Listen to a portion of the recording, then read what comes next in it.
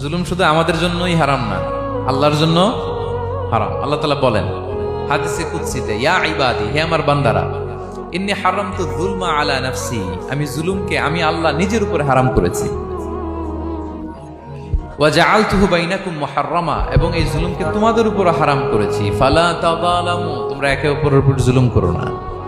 জুলুম শুধু আমাদের উপরই হারাম না, আল্লাহ নিজের উপরও হারাম করেছেন। তাহলে জুলুমের সাথে কি মুমিনের কোনো সম্পর্ক থাকতে পারে? পারে না। এবং আল্লাহ তাআলা কখনো কোনো বান্দার উপর জুলুম করেন না। ওয়া আন্নাল্লাহা লাইসা বিযাল্লামিন লিল আবিদ, তিনি তার বান্দার উপর জুলুম করেন না। কোনোভাবেই যেন জুলুম না হয়ে যায়, এজন্য আল্লাহ তাআলা কিয়ামতের দিন মাওয়াজিনাল কিসত, ন্যায়ের মানদণ্ড তিনি প্রতিষ্ঠা করবেন, যাতে একটু ভুল না হয়ে যায়, জুলুম না হয়ে যায়।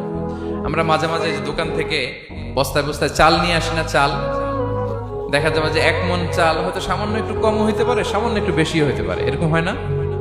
দেখবেন যে দিছে 10 কেজি, বাসায় এসে দেখবেন যে 10 কেজির চেয়ে একটু বেশি, একটু সামান্য বেশি কয়েক গ্রাম, অথবা 10 কেজির চেয়ে সামান্য কয়েক গ্রাম কম, এরকম হয়ে যায় না?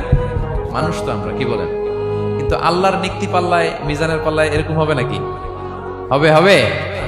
আল্লাহ বলে না, মাওয়াজিনাল কিসত, ন্যায়ের মানদণ্ড সেটা।